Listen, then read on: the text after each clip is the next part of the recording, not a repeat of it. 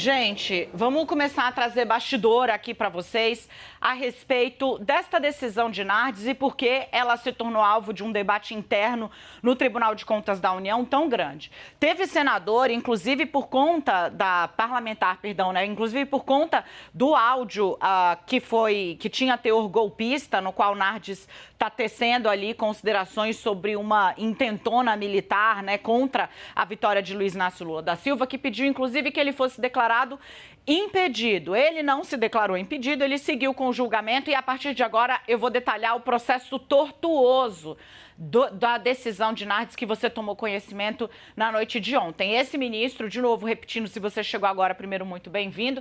Esse ministro dos ministros do Tribunal de Contas, ele está entre os dois mais próximos a Bolsonaro, só tem mais proximidade com o Bolsonaro, Jorge Oliveira, que foi indicado pelo presidente e trabalhava no gabinete com ele. O chefe de gabinete de Bolsonaro por anos na Câmara era o pai de Jorge Oliveira, então é uma relação de gerações, para vocês entenderem. No caso de Nardes, né, Nardes rapidamente se aproximou do bolsonarismo e se tornou uma espécie de consultor do ex-presidente da República quando o Bolsonaro estava ainda no cargo. Ele ia ao Palácio do Planalto, dizia várias vezes, né, para os colegas que estava aconselhando o Bolsonaro num sentido ou em outro. Essa figura é flagrada no ápice, então, desse namoro, para usar uma expressão cara a Bolsonaro, né, com a retórica de certa ala do bolsonarismo. Ele, ministro de Estado, ministro do Tribunal de Contas da União, dizendo que havia chance de um levante militar contra Lula de consequências imprevisíveis para o país. Diz que foi mal interpretado, tomou um senhor pito de todo mundo que o conhecia, se afastou do Tribunal de Contas da União alegando saúde, ficou um tempo fora, volta agora.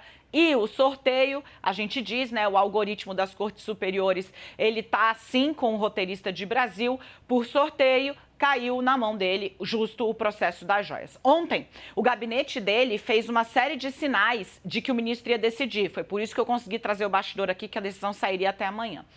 Por quê? Porque, quer dizer, no caso hoje, né? Por quê? Porque ele pediu a instrução técnica e a área técnica falou, olha, a gente está finalizando, não, então manda o que tiver para cá porque o ministro quer decidir logo.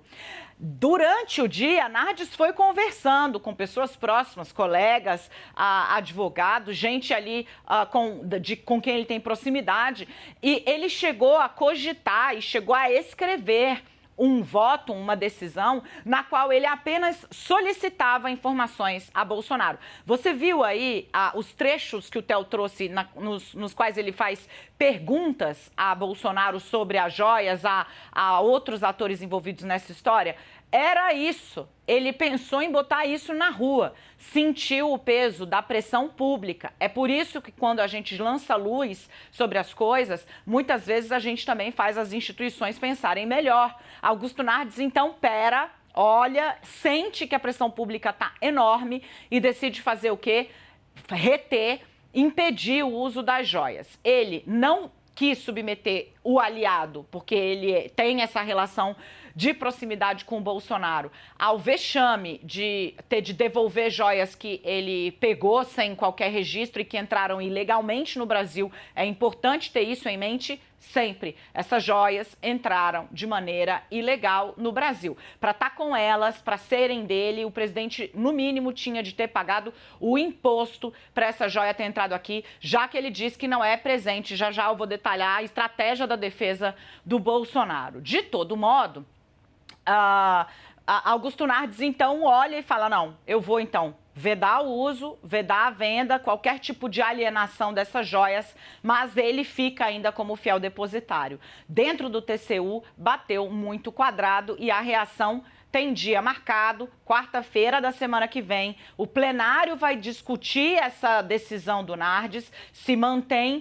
ou muda. E aí há uma articulação para ampliar e muito o meio do caminho que o ministro aliado, ou próximo a Bolsonaro, encontrou nesse escândalo. Vem para cá, Leandro, vem para cá, Yuri Pita, meus meninos. Leandro Rezende tá com bastante informação sobre esse assunto hoje.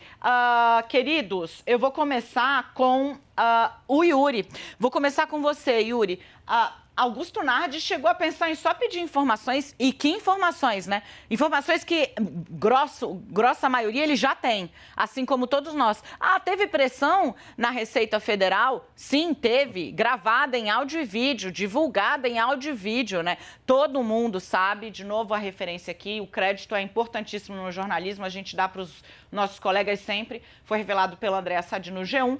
E aí, cara, ele faz perguntas inócuas, e ele poderia ter ficado só nisso, não fosse a pressão pública.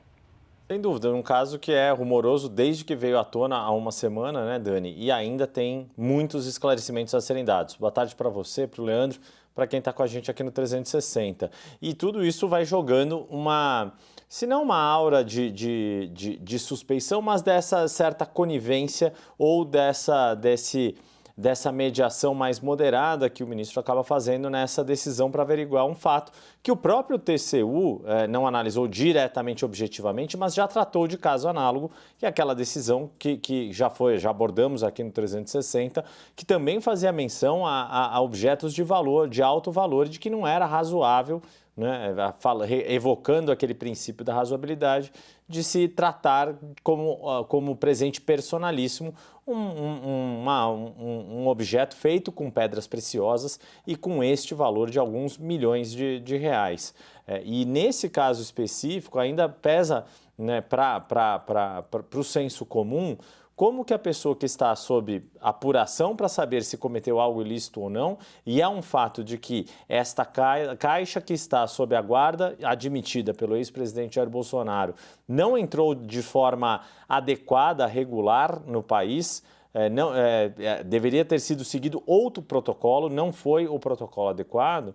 Imagina se um objeto que entra desta forma no país pudesse ficar sob a guarda da pessoa que está sob apuração de ter trazido indevidamente ou de ter recebido indevidamente este objeto. Por isso causa muita estranheza e por isso toda essa apuração que você traz do incômodo que a decisão causa, e seria ainda pior se fosse ainda mais leve do que esta posição, de certa forma, salomônica, mas que acaba flertando aí com uma certa conivência com um episódio que ilegalidades ocorreram. Por que elas ocorreram é que é preciso averiguar, mas que esses objetos entraram de forma irregular no país, isso já parece um fato, se não julgado, mas muito fartamente constatado e com uma série de indícios que apontam nesse sentido.